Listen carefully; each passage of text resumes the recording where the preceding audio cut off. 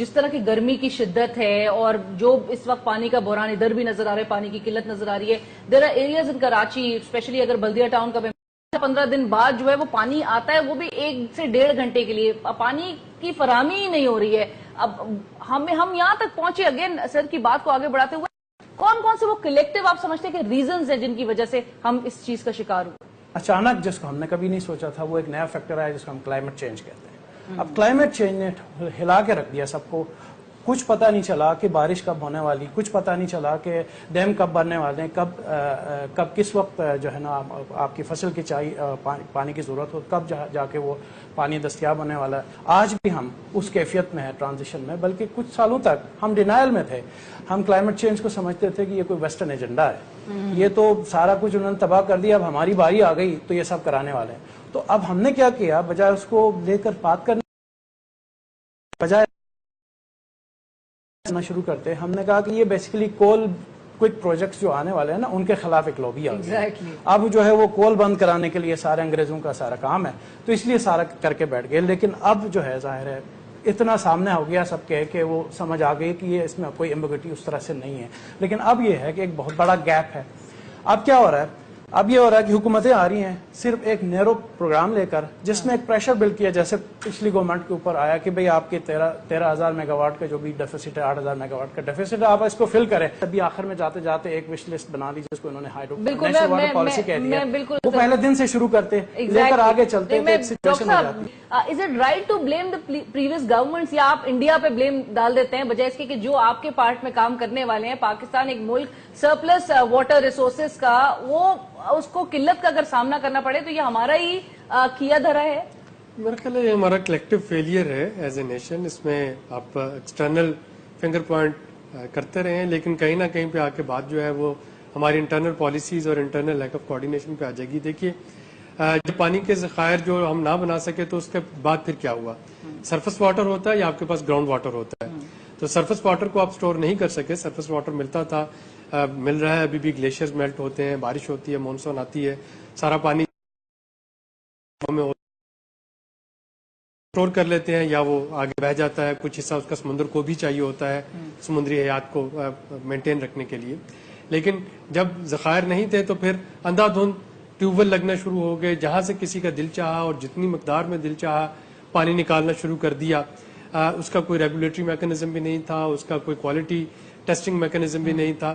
اور چونکہ اس پہ آپ کو بجلی کا جو خرچہ آتا ہے اس کو پانی کو لفٹ کرنے کا, نیچے سے پمپ کرنے کا, وہی ہے. اس کے علاوہ تو آپ کوئی پانی نکالنے کے لیے کسی کو کوئی پیسے نہیں دیتے. حتیٰ کہ جو کمرشل ایکسٹریکشن جو ہوتی ہے, ابھی آپ کو بہت سی بڑی بڑی بوتلوں میں بڑے بڑے ناموں کے ساتھ جو پانی ملتا ہے, وہ بھی جو پانی ہے وہ پانی کا بل کہیں پہ نہیں ہوتا ہے. اس کی انرجی کا بل تو پے ہو رہا ہے کہ کمرشل میٹر لگ گیا وہاں پہ, یا لائسنس جو باقی ہے وہ ہو گیا, انڈسٹری کو جو ملتے ہیں.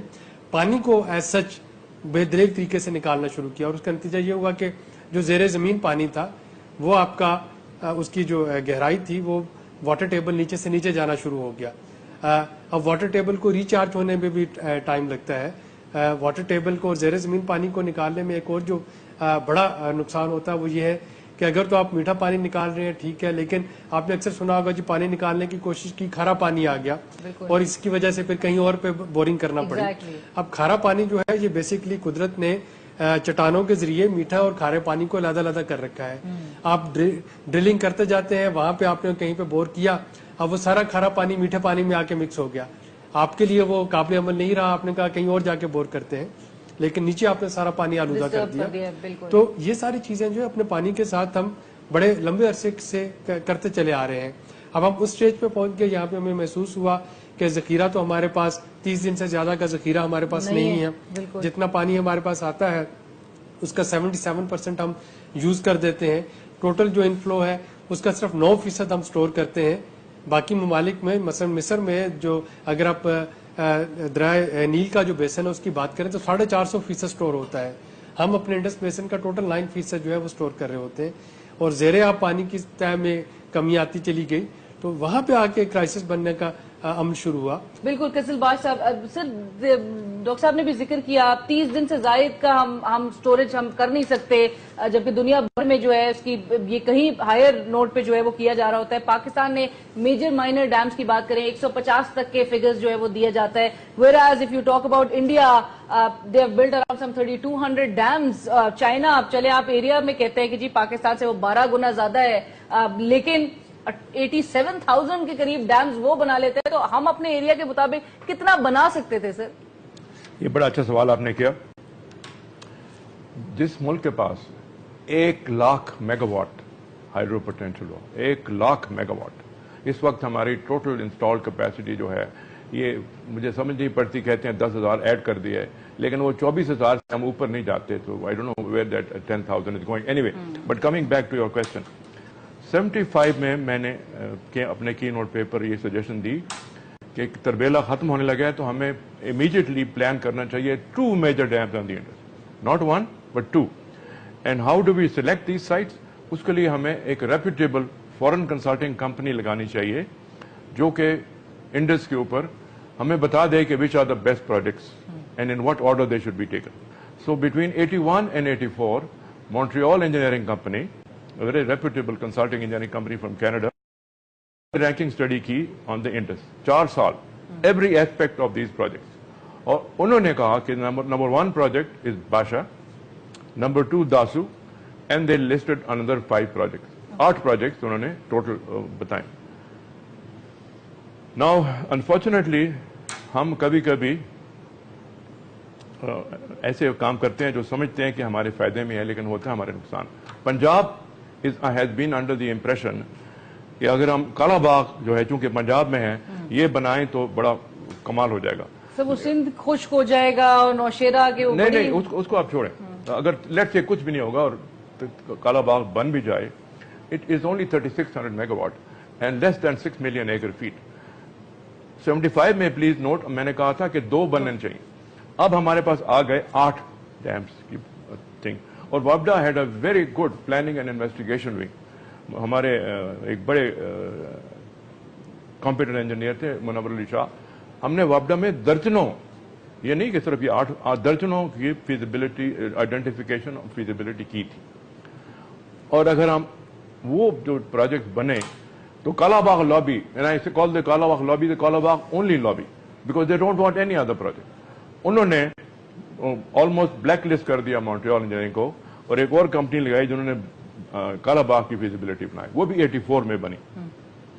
کہ فضل رازق صاحب کو اچھا بہانا کالا باغ دیا ہے کہ نہیں بنائیں، تو پھر تھرمل پاور پروجیکٹ بناتے ہیں. تھرمل پروجیکٹ کا یہ Kala Bagh was not the issue. The issue was کہ وابڈا چیئرمین کا ٹینیور ہوتا ہے 4 سال، اور کوئی میجر ہائیڈرو پروجیکٹ 4 سال میں نہیں بن سکتا. تو پھر آپ کو کمیشن نہیں بن سکتے، کک بیکس نہیں بن سکتے. ابھی جو ریسنٹلی ہم نے اتنے بہت سے پاور اسٹیشن بنائے وہ سارے تھرمل ہیں، اس لیے کہ quick kickbacks. We have done them at an amazingly expensive. Anyway, coming back to this hydel project. تو وہ hydel project پہ نہیں بننے دیے because of this corruption. So to my mind, the biggest factor in our being in this mess today کہ ہم نے 40 سال کوئی ڈیمز ہی نہیں بنائے، کوئی ہائیڈرو الیکٹرک پروجیکٹس ہی نہیں بنائے. Corruption and this Kala Bagh only lobby.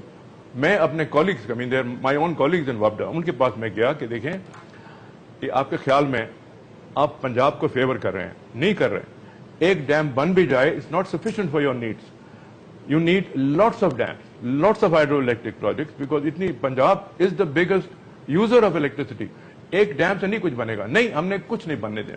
Thank you so مچ امتیاز، آپ کا بھی بہت شکریہ ہمیں جوائن کرنے کے لیے. جہاں سے ڈاکٹر صاحب thank you so much for joining us. ایک طرف پاکستان کی آبادی بڑھتی ہوئی جا رہی ہے اور دوسری طرف پانی جیسی بنیادی ضرورت جس کے حوالے سے ہم بات بھی کر رہے تھے، اس کے حل، اس کی وہ جو قلت کی جو صورتحال کے حوالے ٹھوس اقدامات لے سکتی ہیں، ان سے بھی گریز کیا جا رہا ہے. لیٹس سی ہم اس پہ ضرور آواز اٹھاتے رہیں گے. لیٹس سی آنے والے انتخابات سے قبل دیگر جو سیاسی جماعتیں وہ کس طرح سے اپنے ووٹرز کو کنونس کر سکتی ہیں اور کیا پلان پہ کس حد تک اور کیا پرائیورٹی یا کیا رینکنگ پانی کے اس بحران کو دی جاتی ہے، وہ بھی دیکھنے والی بات ہوگی.